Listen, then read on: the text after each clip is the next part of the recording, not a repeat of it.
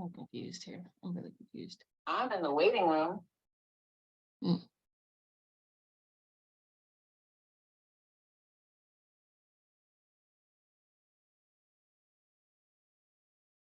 Okay, first of all, let's stop, pause recording. Okay, happy Sunday, everybody. Super excited about this. Adam is a really good friend of mine, so I'm so grateful for him to take his time to come and chat with us, particularly since he just had a little one, and I know Papa is tired. But today we are going to have a really great seminar on pitching to magazines, media really, I think is a broader thing, but specifically we have Adam from VinePair magazine here. And this is a great honor because Adam has like really worked his way up through the ranks in a lot of ways. I don't know if you guys are aware of this. Adam founded VinePair in 2013, right? Yeah, just December 2013. Co-founded with his friend Josh. And the magazine has one simple goal: to create a publication that he wanted to read in a space that he was extremely passionate about. And so since founding the publication, Adam has become recognized as an authority on how to make the drinks world more accessible to everyone, as well as on the ever evolving media landscape. He is also the winner of the Left Bank Bordeaux Cup American Wine Tasting Championship, which I did not know. And I feel like you've been holding back on me for quite a few here. And he holds an MBA from NYU Stern. So welcome, Adam. Thank you. There's a couple of people in the waiting room, y'all. Okay, come eat your leftover food. Listen, if you're a parent now, you're going to see a lot of this, trust me. Who's over there, baby? And so we can kind of just jump right into it. One, I just wanted to point out like how Adam and I became friends and, you know, really partners in a lot of different ways. And if that bio didn't tell you anything, it's because we kind of have the same ethos, right? Like he wanted to create something that he wanted to be a part of. The same thing with the Hue Society. You know, he believes in building more equitable spaces and accessible spaces. The same thing with the Hue Society. And so it was always a seamless partnership for us to be into with each other. He's partnered with me. He's the first person, major media company, to partner with me on the Wine and Culture Fest, and he's always been super supportive. And so one thing that I can absolutely say about Adam and VinePair and the team is like they are not just talk. This isn't a show. This wasn't a 2020 thing. They didn't come out and emerge during that time. They've always been about that life. And so I just, you know, always love to give Adam his flowers because he's very much in tune with community in the world, and he understands like that we all get better together. So we'll take the first half of this to kind of talk through and Adam will do most of the talking, media pitches, why you may not get answered, how to pitch, how to make yourself stand out, just a mini seminar on that. And then we will open up the floor for questions. And, you know, we really want you guys to ask questions. Like if you don't know anything, this is a safe space. You can ask anything. Nothing is stupid. And that question that you think is stupid, somebody else is probably thinking it as well. So let's get this going.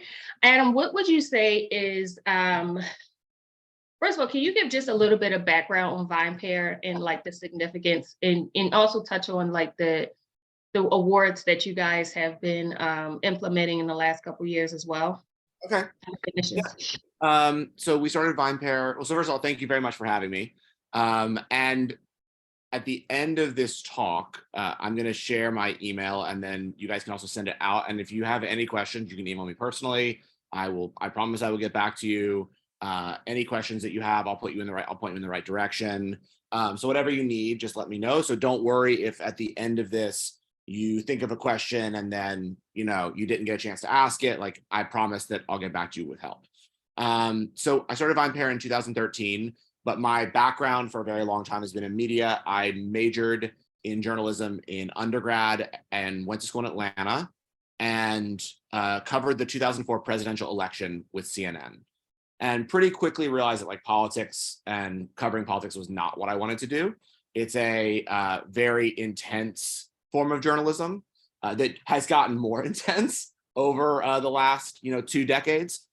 So I went into the music industry instead and moved to New York, went into A&R and sort of like worked in small little indie rock record labels, but always had one foot in the world of journalism. And when I was at the record label, I started getting really passionate about craft beer and wine. Wine was my sort of foot in the door, and cocktails. And so when I went back to Stern at night, I was trying to think of a way that I could take my passion for the world of drinks and also my background in journalism and somehow create a career out of it. And when I was looking at the current media landscape, there was lots of people doing this in other areas, people who were, making new publications that were for everybody in travel, in beauty, in fashion, all that stuff, and no one was doing it in drinks. And I kept hearing from everyone that that's because like the community wasn't big enough. And my response always was, no, the community is huge. The problem is that the publications that exist now are only talking to a very small portion of that community. And that's why you think the community is not that big, right? You think that it's only collectors who have sellers that care about points. And so we took a very different approach to the publication. Our publication very much looks at the world through the lens of drinks. I think that's what sets us apart. We want you to be able to read a story and understand labor organizing. We want you to be able to read a story and understand, transphobia. We want you to be able to read a story and understand what's happening all across the world. Because I think a lot of people, that's what the best publications do, is they help you learn about yourself and the world around you through something that you're passionate about, right? Publications that exist in a very small echo chamber only exist to talk to a very small group of people. And so we grew very quickly because of that. We are by far the most read drinks publication in the United States now. We reach about 36 million people every single month. And we, are a staff based in New York and now San Francisco with our first hire out there. And we're all really passionate about the world of beverage and the world of journalism. So while I was starting VinePair and trying to figure out how I was doing that, I was an adjunct professor at Columbia's journalism school. So it sort of gave me a really good lens into young writers and what everyone's going through. And I think everyone has been in your shoes before, right? Everyone, whether you are an accomplished writer or you are someone who's just starting out in the world of writing, everyone has wanted to write for certain places and not known how to go about it.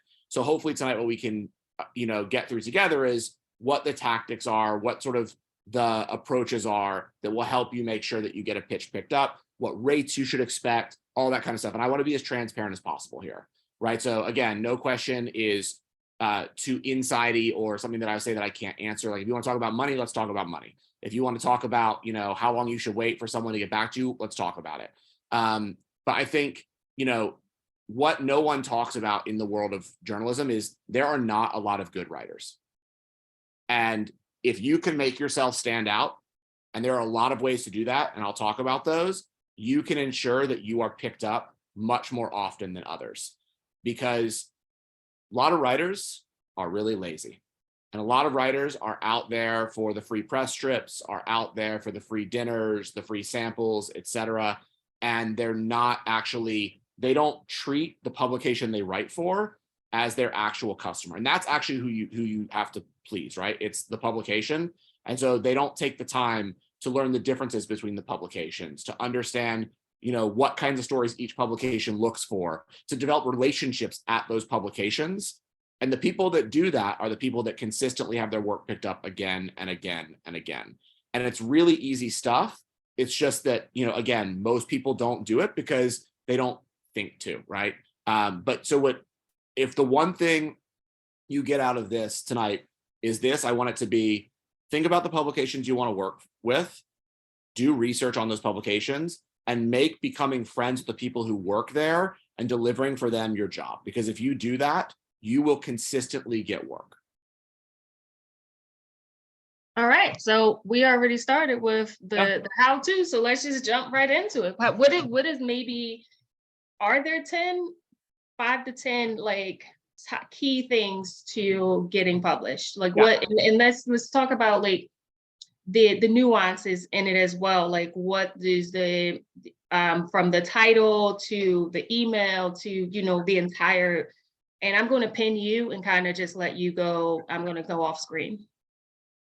So getting published is something that, you know, is everyone's end goal, right? But it may take you a little while to get there. So first, I'm curious, for those who have their screens on, how many of you, with a show of hands, have already been published at a publication before? Okay, cool. How many of you, and again, I think it's also really important to keep in mind that there are different tiers of publications, right? So we have our sort of lower tier, maybe, again, I don't mean to also throw shade at anybody else. I just want to be very clear with what we mean when we say this, right? So we have a lower tier, maybe a blog that's supported by someone's own financing, right? They are figuring it out on their own. They're sort of self-publishing, and they have a few other contributors. Then maybe we have a middle tier that's a smaller publication with, you know, smaller ad budgets, maybe smaller budgets to pay. And then we have sort of our upper tier publications that, you know, have large budgets, large staffs. I would put us in that realm. Bon Appetit, Teeter, et cetera. You know, we're a staff of 25 in New York, big ad budgets, that kind of stuff, right? So each of those tiers you're going to need to unlock before you go to the next tier, for the most part, right? If you have never been a published writer before, the likelihood that you're going to be able to pitch Teeter and Teeter picks you up is very low, right? It's very low. And the reason for that is because they need to know that you've been picked up by at least somebody right below them. And so there are ways to do it prior to like having been published by a publication, you know, in the middle tier, but there are different tactics to go about it. So first thing I would say is pitching is an art and a science. So if you decide you want to write for a certain publication, the first thing you need to do is you need to know that publication inside and out. You need to know what types of stories they publish, right? So for example, if you want to write, hey, let's say you want to pitch, here are 6 obscure grapes that you may or may not know about. That's the article you want to pitch, right? This publication might be a publication that doesn't publish those kinds of stories, right? So if that's the kind of article you want to write, you need to understand where those publications are, right? That might be like a wine folly story. That might be a currently wine enthusiast story, right? That might not be a VinePair story, right? So it's, first of all, what is the story you're pitching? And then before you pitch the story, and you would be shocked at how many people don't do this, search the publication and see if they've ever written it before. It happens so often that people pitch like, hey, I just got back from California, and there's this really cool stuff that's happening in Sonoma with like indie winemakers that are making wine out of their garage, blah, blah, blah, blah, blah. And I think that it shows what's happening, X, Y, Z. And like, not only has that story been published by that publication, but it was published like 2 months ago, right? So it's really important that you look and see if something like this has been written before. That doesn't mean that you can't pitch something similar, but it means that like you need to acknowledge, you know, something like this has been written before, and here's your spin on it, right? Or here's what you are going to say that's different. The other thing that you want to do as you think about pitching this story, so let's go back to our, you know, 6 grapes you need to know, is think about, okay, well, who is the person at the publication I need to pitch, right? And the way you do that is look at the masthead.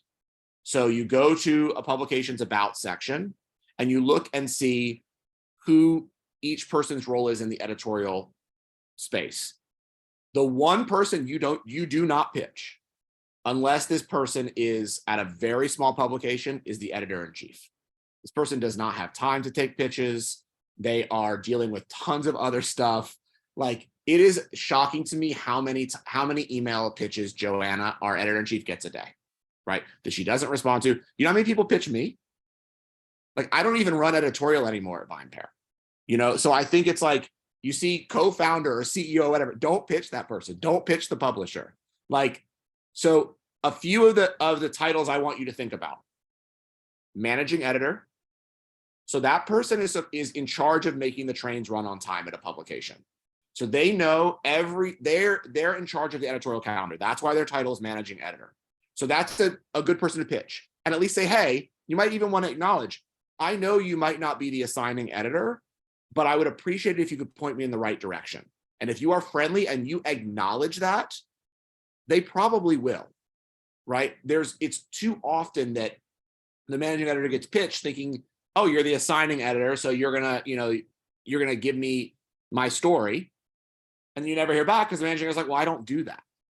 So, but that is the key person thing about then. If you see any title that's like executive editor, senior editor, assigning editor is the best. Like you want the assigning editor, but if you don't see, those are the titles to look for, right? Those types of editors. Don't pitch a staff writer. Don't pitch a assistant or associate editor if they're people above them, they're too junior, right? But try to figure out who those people are, and then see if there's any stories on the site that have their bylines attached to them. Because if they're writing certain kinds of stories, they might be, receptive to a story that's along those same themes. Also, a really good thing is to click the name. Almost every site, right, will give you certain, you can click the authors' names and see every single thing they've written. If you know of certain authors and the kinds of work they write, look at everything that this publication has run by that author, right? So that you can say, okay, cool. So they publish this person again and again and again, and I have stories that are similar to them, so I must be on the right track, right? So figure out who those people are. Then, when you pitch the story, right, you're going to email that person and say, so Tim McCurdy is our managing editor. So dear Tim, my name is so-and-so, and I am a freelance writer. I'm based in X. Never hurts to tell them, right? Especially if you're based outside of the city where the publication is, because at least for us, right, we're always looking for diversity of, experience and place, etc. Right? So use that as a selling point. Like, hey, I'm from Baltimore, and I know what's happening in the drinking scene in Baltimore, and it's different than what's happening in New York and LA. And I have a perspective here, and this is the perspective that I want to bring, and this is why this story will be unique. That's really powerful, right? So think about what sets you apart, what your own background is, how that you can sell yourself.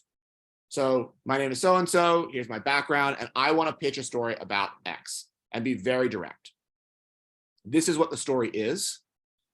And then depending on the publication, right? For us, what we are looking for at VinePair is that you understand the key fundamentals of journalism, right? So I'm going to talk to X source. So we don't publish at VinePair what we consider to be book reports. And we talk about that very often in the office. Other publications do, not trying to throw shade, but like, we're not going to ever publish a story that's like, here is my summary of a press trip that I had and why Sauvignon Blanc in California is amazing, right? That is for other people to do. That's not for us to do. We're looking for primary sources. So I want to talk about, let's go back to the Baltimore example. I want to talk about the unique drink scene of Baltimore and how it is, making, taking steps to make the drinks world more inclusive or whatever it is, right? I'm going to talk to this bar owner, this wine shop owner, this wine bar owner, this som, right? So you've already shown that you've done the research and that you already know sort of what the structure of the story is going to be. And I'm going to conclude X. So when we think about especially feature writing for magazines, you can search this, but we can go over it really quickly. There's a key structure called the martini glass, and it's the martini glass structure of stories. And so what you're looking for in the martini glass structure, right, is it's the top of your story is your thesis, right? So it's like an inverted pyramid almost, right? So here is what the story is about. And then my nut graph is a little bit more details. Then here's all my supporting facts that support that I told you that Baltimore has the coolest drink scene right now in the country that no one's talking about. Maybe that was my thesis, right? My nut graph is it's the coolest drink scene in the country because it stays open late. You can go and drink at all these different places. You see people of all races, backgrounds, ages, sexes, it's, sexual orientations, etc. That's why. So that's my nut graph. Then here are all the people I talked to who are reinforcing back to my point. And then you end with your, the bottom of your martini glass, your kicker, right? So, and this is why Baltimore has to be on your list, or has to be on the drinks radar of more people, blah, blah, blah, right? That's the idea. And so you kind of want to do that in your pitch, is you want to outline that you already have that structure in mind for how you are going to complete this story. Then I can't wait to be in touch with you. Hope to hear more. Best, Teeter, right? Some things you don't want to do in the beginning. One, do not send this to multiple publications. That is a surefire way to get yourself in trouble, right? So publications want to know, everyone has egos. Everybody has egos. So they want to know that that you thought of them specifically, right? You can even say in your pitch, "Dear Tim, I love VinePair. I read VinePair, once a day. And I loved your recent feature on Camus and thought it was so interesting. And the fact that no one talks about Camus in the industry, and that, trade hate it, but consumers love it, I just thought was so brilliant that you guys decided to write that piece. Publish that piece. I have this amazing pitch that I think will do the same for you guys and create conversation and blah, blah, blah. Here it is." Give people some sugar. And then I am only pitching this to you because I want this on VinePair, or I want this on Food and Wine, right? That's really important. I think what has happened a lot in the world of digital publishing especially is that a lot of freelancers do what we call spray and pray, right? It's like, I'm going to just send this out to as many people as possible. And the first person to write back to me and say, "This is assigned," cool, because I got to make my rent. The problem is, let's say that you do that and Tim just hasn't gotten around to looking at his inbox recently, or he's been overwhelmed, all this stuff, right? And Wine Enthusiast picks it up. And then Tim writes you back and says, "We want this story." And you say, "Oh, sorry, I can't write it now." You just got put on a list of someone that can't pitch the publication again, right? Because you just tried to ask for something to get picked up that then you got someone else to pick up. It's like if you went on a date with somebody, but then also went on a date with another person and didn't tell the first person, you know what I mean? You can't do that. Wait. So there's really a list? There's a no-fly list? Publications all have no-fly lists, yes. I'm probably on some of those. Okay. I would also say, just to take a quick tangent,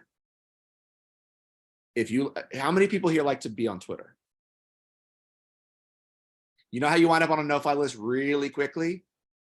Instead of reaching out to a publication that you have a criticism of that you might have written about before, you criticize them on Twitter, you will not ever write for that publication again. People watch. People aren't stupid. Publications have alerts. So that's something that's really important to know. Yes, if you are difficult to work with and you don't take edits well, you will wind up on a no-fly list.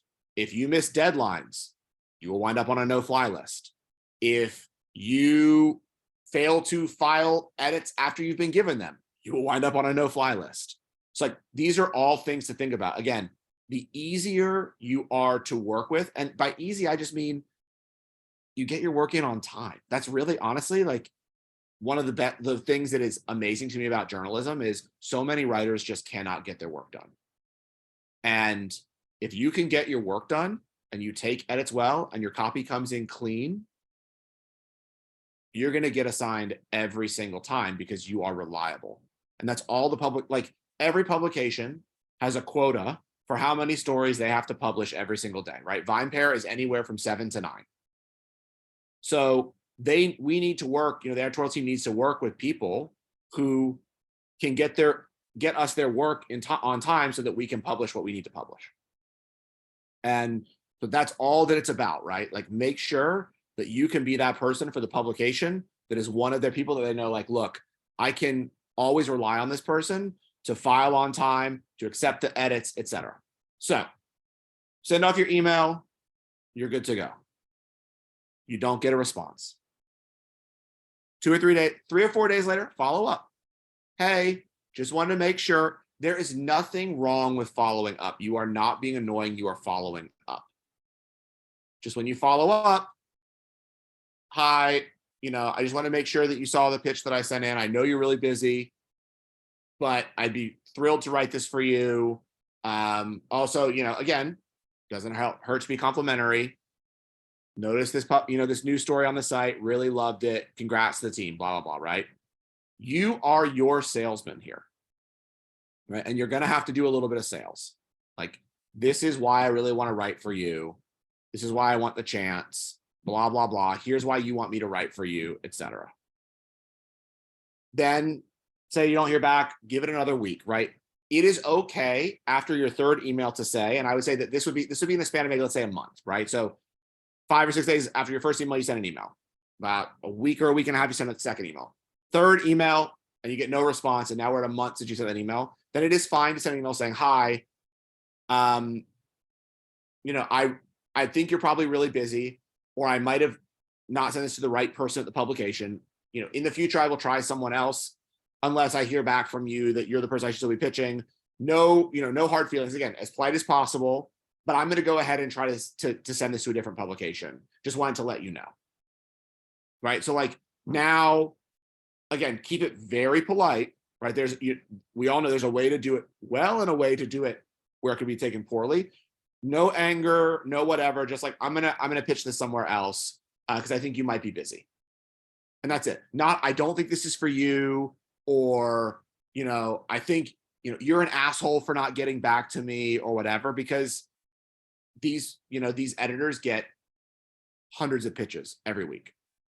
And so they may just not have seen it, or they may have seen it and meant to get back to you, but they didn't. I mean, I heard a story about a managing editor in another publication who, again, I'm glad she wasn't mine, but she had, hundreds of email responses drafted to writers that she just never quite finished to get back to them. And that's not fair to freelancers for sure, but it does happen. So I think it's important for you to be aware of that. It's not personal.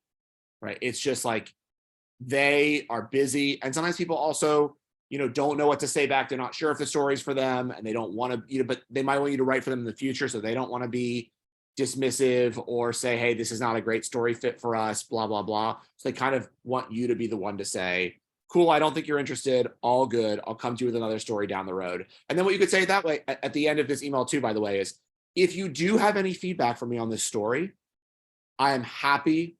I would really appreciate hearing it, right? I would love the feedback and the critiques, et cetera, for this pitch and what you think of it, et cetera, and how I might be able in the future to, bring you stories that you might be more interested in. And that's the same thing you should say back if they say they're not interested, right? Cool, I totally get it. I'm happy to hear some feedback if you have time, and what I could bring you in the future that you might or might not be, that you might be more interested in. So that's kind of the general idea with pitching. You'll notice that the thing I did not say in here is I didn't bring up money. And the reason I didn't bring up money is because this isn't the email to do that. The next email, for sure. If they say they're interested, talk money. But there has been so many pitch emails that I've seen go out where the person pitches and goes, and by the way, my rate is $1.50 a word. And the publication's cool, not responding. Or I would like $1,000 for this article. Cool, not responding. And every publication has different budgets, right? So, Bustle, or the Bustle Media Group, they are notoriously known for paying on average $50 an article, right? Across all of their publications. We pay on average $250 to $300, depending, right? So it totally depends on the publication and then on the notoriety of the writer, right? Some writers are going to get more because they also write for Esquire, Rolling Stone, or whoever, right? And that's just, there's going to be a sliding scale. And again, if you don't think that the rate they quote you is fair, for sure take the piece somewhere else.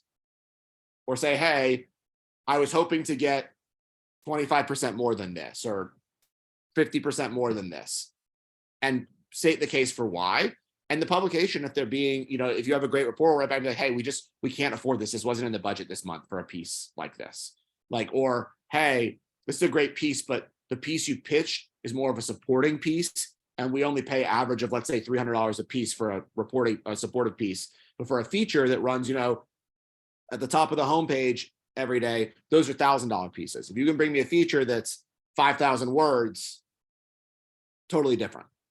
Right. So those are the types of things too, to understand, like, every piece in the sort of larger scope of the publication is going to be valued differently by the publication. Right. If this is one of these, like, let's call it Wine 101 pieces, right, or SEO pieces, where you're like writing about everything you need to know about New Zealand Sauvignon Blanc, those are important to publications, but they don't pay much for them.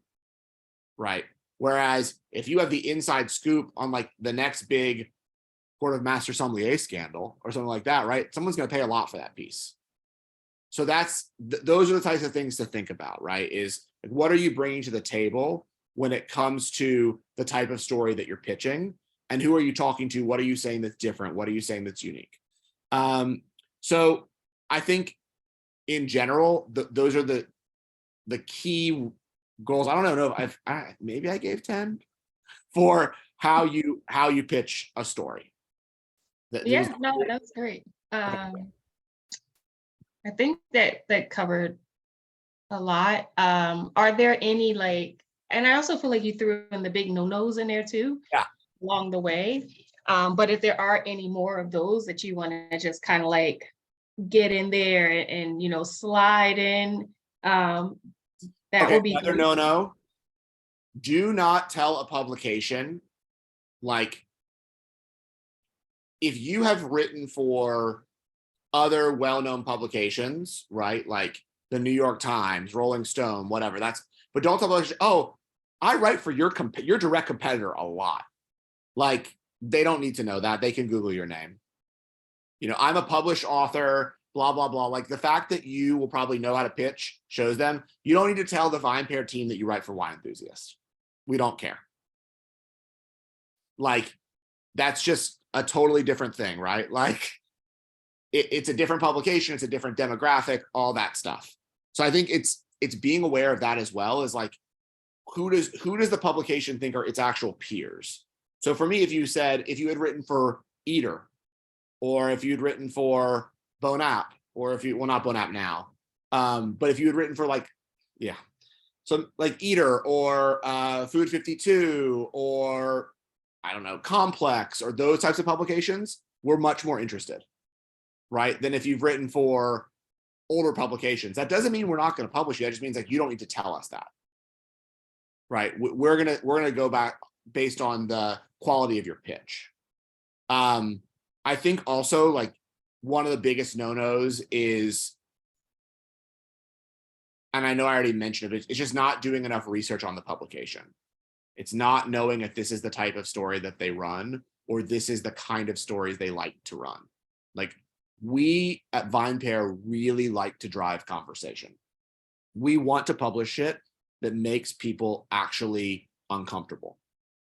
Like, that's what we want to do. That's 100% our thing.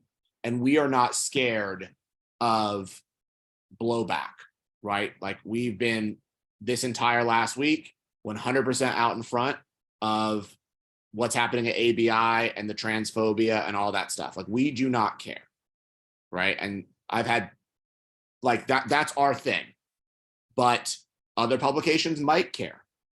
And so that may not be the publication to pitch that kind of story. But then for me, we all at VinePair, we don't want just like a safe, like, here's why you should travel to Sonoma this summer. Like, I don't care. Like, that's for another publication, right? I'm more interested in, like, here's why no one is going to Virginia and you should be. That's more interesting to us, right? Like, what are places that people aren't thinking of that they should be? Those are the kind of stories that we think about at VinePair. So that what I think is the biggest thing, that the biggest mistake I see writers make is just like, not knowing the difference in publication and being like, I really want to write this story. And so I don't really care who picks it up because I just want to write it and I want it to be published. And so like if it gets picked up by VinePair or Wine Folly or Wine Spectator or Wine, like I don't care. And I think that that's often doing yourself a disservice because there are tons of publications that will care about the story, but tons that won't. And you're not giving yourself the best chance by just pitching it to everybody. Like throwing it to the wall and see what sticks kind of thing just doesn't work. Okay, so I think that we have covered a ton, and I think we can open up the floor for questions. I'm sure you guys have lots of questions. Yeah, I have one. If Yeah. I start. Hey, Adam, first of all, thank you for coming Welcome. by. I would say VinePair is extraordinarily high on my list, so I was really excited to see that you were going to be here. You mentioned that you kind of have to like work up the chain, so to speak. You mentioned kind of the 3 tiers, smaller blogs, some with smaller budgets, the bigger ones like VinePair. I guess how much would someone at a VinePair level need to see? Like say you've got a couple pieces at the mid tier, or maybe in one piece at the higher tier. I guess how much would a VinePair need to see to feel like that case has been made? So I think we need to see one of two things. Either we need to see that, you've been published at least a few times by like-minded publications, or the other thing that like, one piece of advice I give to people who, want to move from being a floor som or, shop owner, floor shop person, et cetera, to wine writing is like the best thing you can do for yourself that nobody does is take one journalism class, take one features writing class. There's so many of them, right? You can take it online. You can, there's one in almost every city. Like I think Gotham Writers Project in New York. There's definitely stuff in Atlanta. Like take one, because if you know the structure of how to write a story, especially a feature story, you are 1,000% ahead of almost everybody else who just doesn't. And the second you can show a publication that you know that, and you have the insider connections, and you can get the, so you can get the interviews that they can't get, or, some other journalists can't get. You have a perspective that someone else doesn't have. Like you have a huge leg up. So if we could see that from you as well, that's a huge thing for us. Right? It's like strong pitch, so basically if you can come to me with a pitch that's like, hey, like I'm a writer, blah, blah, blah. I've written these sort of publications, but here's my structure already. And you can give me that immediate sort of like martini glass I talked about. And here's what I'm going to write, like who's I'm going to talk to, et cetera. Like you have such a huge leg up over so many people who pitch. We have another question. How candid would you recommend someone who's only just making the first forays into wine writing be if they're pitching? I mean, that's a really good question. I think it's important. Like if you've taken this class I'm talking about, I don't think you really need to be. If you have the background and you understand the structure, et cetera, like I don't think you need to be. The other thing you can do is remember that like you really only have one chance with every publication, like shoot your shot, like, so you don't, I would not pitch a publication being like, hey, my name's Adam and I'm just getting into wine writing, but I love VinePair and would love to write this piece for you. What I would instead do, and this has happened a bunch, and actually this is a very, very good way in, is, hey, Adam, my name's Teeter, and I just, I'm just starting in the world of wine writing, but here's my background in wine, right? So like done all this shit. Do you have 15 minutes to grab coffee and can I talk or get on the phone or whatever? And can I just ask you some questions and blah, blah, blah. I would love to get your advice, because you know what that means? That person is going to help you and you will ultimately within a few months write for that publication. I've seen it happen at VinePair again and again and again, where like an editor has someone who reaches out to them and the person isn't pitching them. because they know that they're, newer to the game, and they say, I would love your feedback. I would love to get some advice from you. I would love to sort of talk to you about like how you got your start in journalism. Like what, types of stories are you excited about? Like, where do you think I should go? Blah, blah, blah, blah, blah. And then they come with really great questions to that 15, 20-minute meeting of like, I looked at your background and what was it like to work at, Esquire before this, and, what types of stories you look for and whatever. And they will help you down the road, because now you have that relationship. It's like what I talked about at the beginning. This is all being a freelance writer is being a salesperson and selling yourself. Right. So it's really about like, how do I sell myself to this publication, and knowing who to sell yourself to. So for example, right, Sadale, you just said you want to chat with me, and I'm happy to talk to you. But what's going to probably happen is I'm going to push you to the person who actually assigns at VinePair to talk to, right? Because I'm happy to help anyone here, and I'll have all those conversations. But at the end of the day, I don't assign at all anymore. I haven't assigned for 5 years. So I'm going to have you have a conversation with someone else, and you'll get my seal of approval. Like, hey, this person's super cool. I really like them. But often that will be more conversation with that person as well. So we should have that conversation so that I can make that warm intro for you. But, just know, here's another thing, right? Let's say you have, it's kind of mind-boggling to me as well. And I get it, like writing is competitive, but this should be a community, and it shouldn't be as competitive as it is, right? Like you have friends that are writers that have written for the publication. Ask them who they've gone to and ask them to make an intro. Like, hi, I've seen that you've written a few times for VinePair. Like, what editor do you work with? Do you like them? Have they been easy to work? Also, because you want their perspective. Like, you don't want to work for us if this person says we're assholes. Like there are some publications where like they're known to be complete dicks to writers. Like you don't want to write for a publication, or they're super slow to pay, right? Like you don't want to go and write for a publication that you hear from like people in the industry, it takes a year to pay. Like, and that happens all the time, right? So what are the people's payment plan? All that kind of stuff I think is important for you to know. And then ask that person, hey, you said that Tim is the person at VinePair you work with. Would you mind just sending an email introducing us? Like that's super easy, right? And you're also then asking this friend to show you who they are, right? Like, are they going to help you or not? And I think that like a lot of these, it's very rare that happens, and it should happen more often. And I think you also, as the writer who would like to write that publication, shouldn't be afraid to ask. Yeah, because they're going to show you the difference between hoarding and community. That's just what it is. Like, people love hoarding information. And, a lot of us has figured it out, even with the chapter stuff. It's like, oh, you thought these people were cool. And then all of a sudden they're like hoarding resources. It's like, what are you doing? Yep. So any other questions? For anybody? I have one more. Yeah, If please. someone else has one. Yeah, I guess really quickly, the other thing that you mentioned I thought was really interesting is kind of considering the publication, the client, as we consultants tend to say. What's the balance between writing or coming up with stories meant for a specific audience, and I mean, ultimately trying to get a conversation, as you're talking about, among a specific audience, versus trying to write for the publication itself?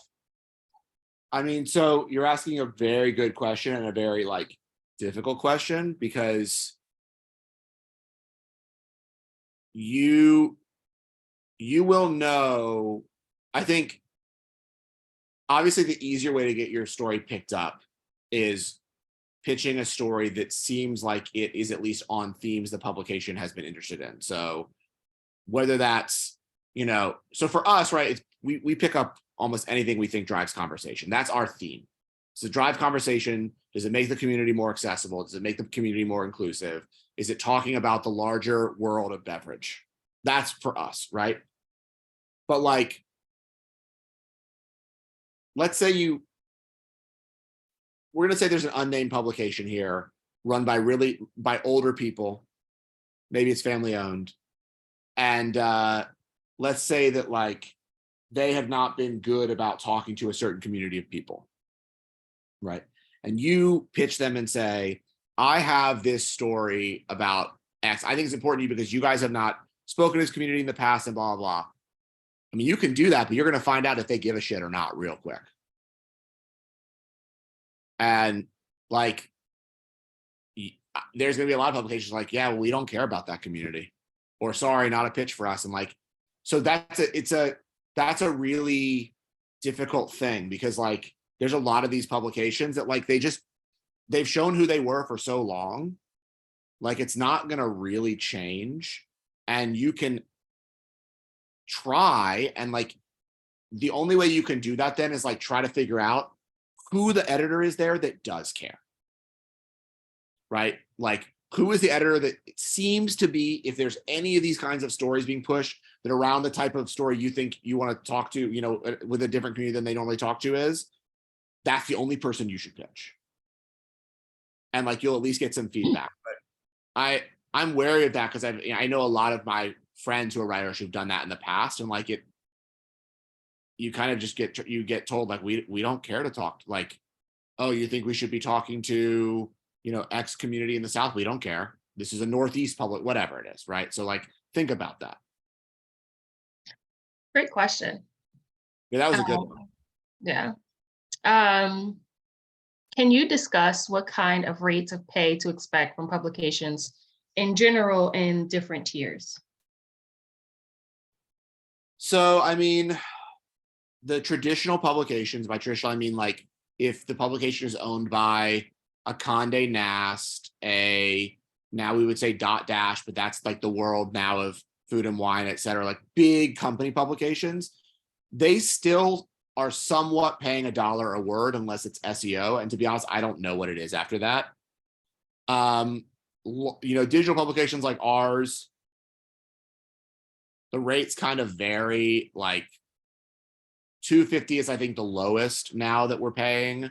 These are for like, and you know, smaller stories, and we're paying a few thousand for large features.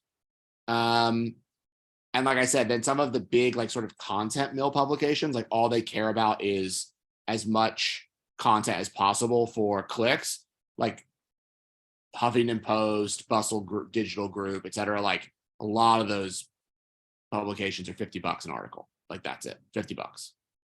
And they don't really care how long it is, how short it is. And they'll tell you. And look, sometimes that's not the worst thing, right? If you can get a bunch of clips at Bustle, that's a bunch of clips, you know, that helps in the long run of just like continuing to build your name. But, you know, and I would rather do that with an established publication than like write for a publication no one's heard of before. Like, oh, I have 5 clips at this publication that pays me well, but like it's a print magazine that's handed out in liquor stores, like Chilled magazine or something, right? Like Chilled magazine. Chilled magazine's fine, but like, who do we know that's ever read it? Nobody, but nobody. It's handed out to liquor store owners. That, I mean, that's what it exists for. And so like, you should get clips there. Or like another one that we get pitched from a lot of people, I'm sure there are people here too, like the edible magazines. Those are great to write for because they're local. You can give local perspectives depending on what magazine it is. Some, you know, because I think they're all franchised but independently owned. Like, you can be paid pretty well, but if you write for like Edible Atlanta and you've written a bunch for Edible Atlanta, it may not translate super well to the editor at Food and Wine, but that's still clips. So it doesn't hurt, right? But I would just be like, I think like any kind of conversation about money, you should be open about being willing to have it. Like if they come back and say, hey, we're going to pay you $250 for this piece, you can say, okay, I'm totally willing to take that. Or I was hoping for $300. If they come back and say like, look, we can only pay $250, then you make the decision. Do you want this or not? I saw another one too, taking edits or sticking to your guns. Okay. The best thing you can do as a writer is let your editor make you better. Let your editor edit you. That is what they are there for. That is what their career is. They are editors. Take all the edits. Because if you don't, you will get a reputation as being difficult. Like, they're not trying to kill your voice. They're, again, remember, you've already set this up at the beginning of this whole dance. You've sold the story, you've sold the voice, you sold what you're going to prove. They bought it because of that. So they're not trying to kill that, right? But like, they're trying to massage the story so that it fits in this, like, every publication has a style. They're not going to let yours, like, if you have a very, very strong voice that's separate from the voice of the publication, they're going to massage the voice to sound like, you know, everyone has a style guide. There are certain words they say and don't say. There are certain ways they punctuate and don't I mean, we use the Oxford comma at VinePair. I don't know how we started doing that, but we did a long time ago and now we're stuck with it. But like, I don't know how many times I can tell you writers push back on the editor over the Oxford comma. And you're just like, guys, it's a fucking style. Like, you gotta know when to just let that go and accept the style of the publication. And you should know the style of the publication because remember, you did your research before you pitched. Right. So don't push. It's so interesting how many writers push back. Like, this is my voice. This is my story. This is my name. Cool, man. You got to let the ego go because you're getting paid for it and they own it. And I think that that's really important to remember. Like, totally have your ego if it's your blog. You know, if it's not your blog and you're being paid for it, then let them edit you. You have to take the edits because you want to get another piece of content published by them, right? So again, the more you just have a reputation for being awesome to work with, the more you will get tons and tons of assignments. The more you get the reputation for being really difficult to work with, the more you will get less and less assignments. And often, like, no one talks about this no-fly list. And often, like, the writer doesn't know. Like, they have no idea why, like, the publication just sort of like stopped responding, stopped assigning them as much, or like, oh, I haven't written for X publication since 2020. Oh, what was the last piece you published in 2020? What was that experience like? Like, and what usually then winds up having to happen with the writer is like, they have to wait for like that editorial team to kind of transition out. You know, and like a new editorial team to come in, or at least a new person in the assigning world, and hope that they can get another piece in. And that happens all across publishing, just because like people want to be able to also do their jobs. And if you push back on an editor, you're kind of saying to them, I don't respect your own expertise. Right. And so like, they're respecting your expertise and bringing them the story and reporting it and doing a really great job. They want you to respect their expertise in helping make your story better. That's their only job. Yeah. So, yeah. All right. So we have two more questions, and Latasha has her hand up, so I'm assuming she has a question too, really quickly. Hi. I have a general question. So you've been doing this 10 years. What do you see as far as the industry as a whole? Because I kind of liken wine a little bit to golf, right? It's traditional in a lot of ways. This is how we do things. This is how we like things. Do you see that outside of your readership, do you see that there is an increasing demographic that want to talk about things that are not necessarily the norm, conversations that are not being had? Are you seeing more interest over the last 10 years of people wanting to read about and have those conversations? Because as a writer, those are the things that I'm interested in. Those are the things that I want to read about and I want to write about. But do you see that there's a growing demographic in that area? Yeah, I mean, I do. I think it's not at every publication, though. I think you're seeing it at our publication. You're seeing it. I mean, Teeter's been at the forefront of it for a really long time. You're seeing it at the New York Times. You're seeing it at, Washington Post, et cetera. Like, people who, again, like, I think the publications where there's a difference between like being journalists and being book report writers. And I think you're not seeing it as much at the scoring publications, or for, the publications for whom scoring is really important. or as much of the publications where like SEO is their core focus, right? So like they just want to show up in search, and like they want to make, anytime someone like searches like what is Sauvignon Blanc, they want to make sure that 5 of their articles show up so that they, you know, circle a ton of ads, and that's how they make their revenue. But I think what we've seen over the past 10 years is like people care about these stories, and these stories mean eyeballs, and eyeballs means ad dollars. That's at the end of the day, media is a business, and people are going to run stories that get readers because readers mean advertising. And so, you know, like you got to find the publications that understand that and have run stories like that before. And because then they'll pick you up too. And I think that sort of helps me answer this other question here about sort of how you come up with like some ideas for original content from Susan. I think one like really good thing that we talk about a bunch is like, let's say that, okay, so really good example. Does anyone, I think it sort of still exists now, but like the publication Racked, fashion publication, it was like owned by the same people that owned Curbed and Eater. Now it's part of the New York Magazine empire. And it was like a long time ago, like 7 or 8 years ago now, like they published a story about how like the American ideal of like the French woman has like pervaded everything in fashion in America. And it's why fashion in America kind of sucks, right? Because like this ideal of what a woman should look like, et cetera, right? And then the question, so I thought to myself, cool, how could you do that same kind of story in wine?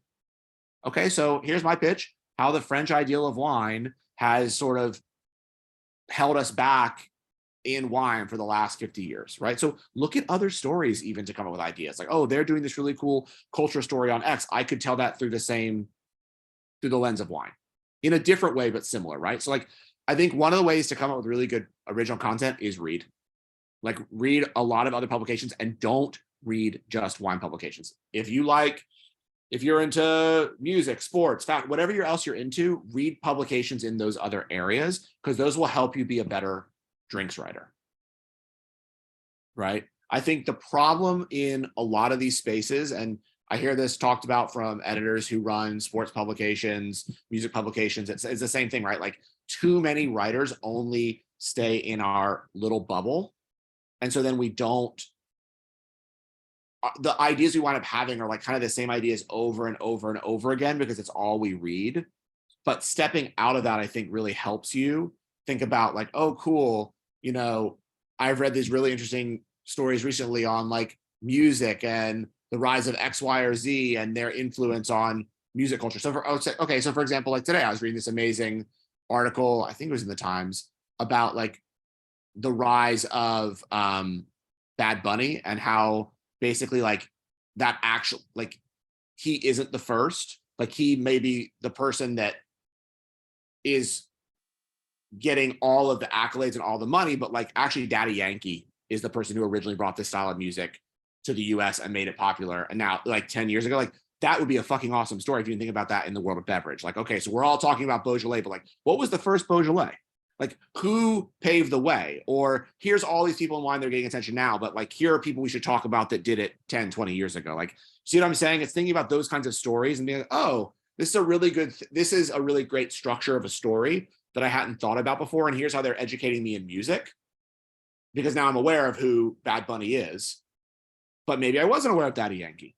And so you sort of do it that way. Did that answer your question, Susan? And then one Next question, yeah. There's one other one. For controversial content, do you have to reach out to people you criticize ahead of time before pitching it? Wait, hold on.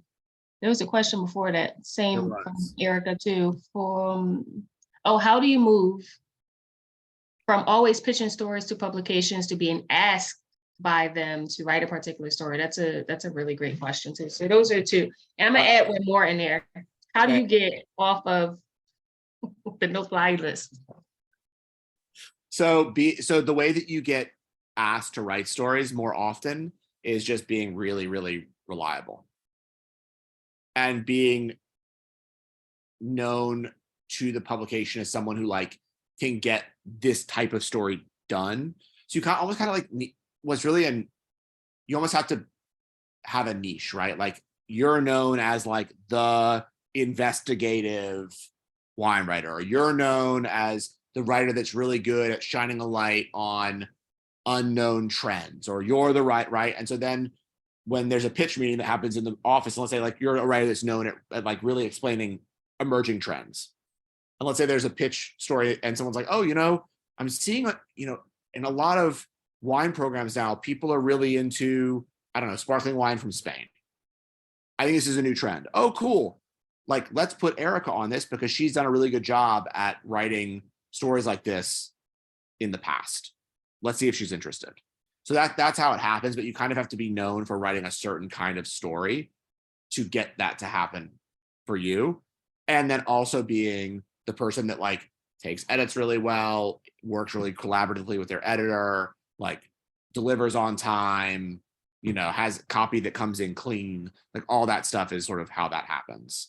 And I think controversial content, I mean, I want to shy away from saying criticize. I think it's like, how do you report on people? Like, well, if there's like a controversial story you want to report on, as long as you have, the receipts and you have the notes and you have the original sources, then you reach out to that person before the story publishes, say, hey, I'd like to get a comment from you on X, Y, or Z. And they're probably going to say no comment. And you're going to write back and say, we reached out to this person and they denied their comment. Like, and the publication will back you up, right? I think that's also the thing that you need to know is when you write for a publication, especially like VinePair, like we have lawyers. You're fine. Like you sign documents with us, you're protected, your story's protected. If they come after you, they're coming after the publication. They're not coming after you, right? If they threaten you with a lawyer or whatever, like this is again, like the tier system, but like if you're at the level that you're writing these kinds of pieces, and I think this is what you're kind of talking about, a kind of piece for publication that would want to pick this up, like they're going to lawyer it up. Like they're going to make sure that like you talk to those people, you had those interviews, and they're going to protect you. And I think the only thing I would be wary of is like, don't pitch a story to an editor that the editor might just think is like you having an axe to grind. Like, let's say that you went out one night in Miami and just had bad service. Like, I want to say this place sucks. And you just want to like write a piece that's taking down this like restaurant in Miami for no reason whatsoever. Besides you had like the people there happen to have a bad night. Like, don't pitch that story. Like, here's why Carbone is the worst place ever. I mean, it kind of is, but like, don't say that, right? Like, that's not a piece that you'd want to pitch just because you probably had a similar experience to a lot of people there. I think that's it. I just had one last question, and it's just a very quick answer. Do you feel like VinePair is a radical publication? I think that we are a publication that actually matters. Like, I think, and we had to be, or no one would have taken us seriously, and we would have just been copying everyone else. I think so our position is we want to be driving the conversation for the next 30, 40, 50 years. And I don't think you do that. All it took to drive conversation, you have to remember, like, wine publications are very young, right? Like, we really weren't talking about wine in any kind of way until the early 80s. And it was the publications that were created for, white men who were professionals in law and business and wanted to build their collections. And I mean, and then you even look at like why the New York Times and the Washington Post and the Wall Street Journal originally hired wine writers. It was to do criticism of wine. Like Eric Asimov's sort of articles have really expanded only in the past few years, I think, because they realized they have to. But if you remember, like 10 years ago, all he did every week was like sit down with a bunch of other people at the Times and taste through like 50 wines and give some ratings, like, because that was who their audience was. Yeah. And so like things are changing slowly, but like it's still, this industry is so young, I think, and like Americans, experience with wine is still so new that there's a lot of opportunities. Yeah. I think that you're definitely on the forefront of change. Well, I And appreciate that's the important part. it. I appreciate Okay, we have to, oh, she asked what other publications do you think matter? You can or cannot, you can plead a fifth on that if you want to. So I just dropped my email in there, adam@vinepair.com. Hit me up if you have any other questions. Okay, so what other ones I think matter? You guys, I should read more than I do, so I'm gonna leave somebody out. So I'm not gonna answer that question instead. But I mean, I think there are a lot of good publications out there. There are a lot of really talented writers and a lot of really talented editors. Just know kind of who you're talking to in each one of these, right? I think one of the things that's important to know is who the audience for the publication is. So for example, at VinePair, we are talking to both consumers and the trade, right? Punch, which I think publishes some interesting stuff, they're only talking to trade, right? So like know who that audience is and like what makes them interesting.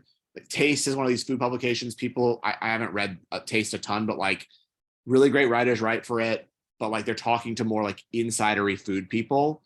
It's like know who the publication is talking to. And I think that helps a lot in thinking about like whether you want to write for them and like what kind of stories they would pick up.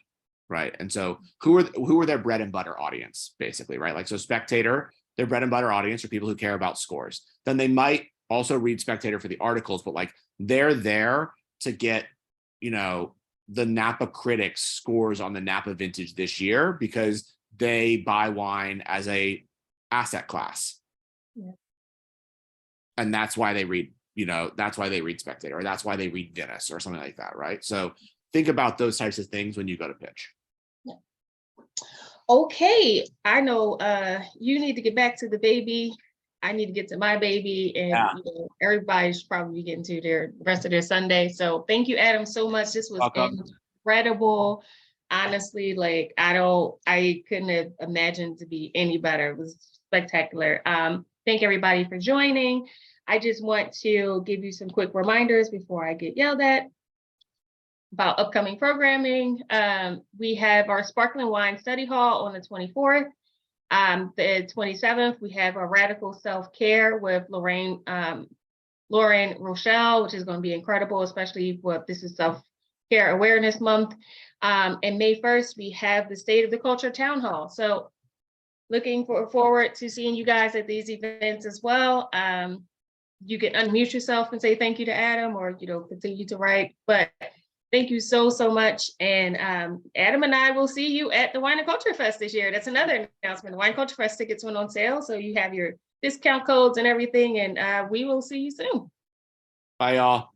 Thank you. Bye. Thanks, Adam. Thanks.